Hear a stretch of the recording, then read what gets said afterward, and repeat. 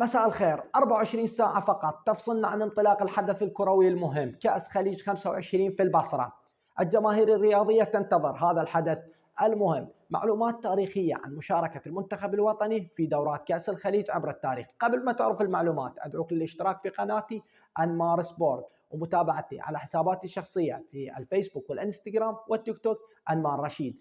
المنتخب الوطني شارك ب 14 نسخة من أصل 24 نسخة، لعب 61 مباراة، فاز 28 مباراة، تعادل ب 22 وخسر 11 مباراة. أفضل إنجاز هو الفوز ببطولة كأس الخليج النسخة الخامسة والسابعة والتاسعة. جميع هذه الألقاب كانت بقيادة الراحل عمو بابا، واحتل المرتبة الثانية بخليج 4 وخليج 21. الكابتن حسين سعيد هو الهداف التاريخي للكرة العراقية في دورات الخليج برصيد 17 هدف.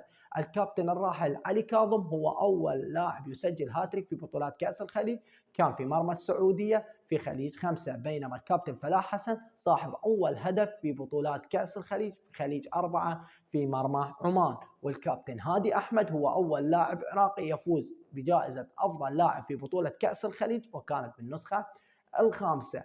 الحكم الدولي السابق صبحي أديب هو أول حكم عراقي يقود مباراة في بطولات كأس الخليج، وكانت في افتتاح الخليج 4 بين منتخب قطر ومنتخب السعودية. تريد تعرف معلومات أكثر عن بطولات كأس الخليج بصورة عامة والمنتخب الوطني بصورة خاصة؟ لا تنسى بالاشتراك في القناة أنمار سبورت ومتابعتي على حساباتي الشخصية أنمار رشيد على الفيسبوك والإنستغرام والتيك توك.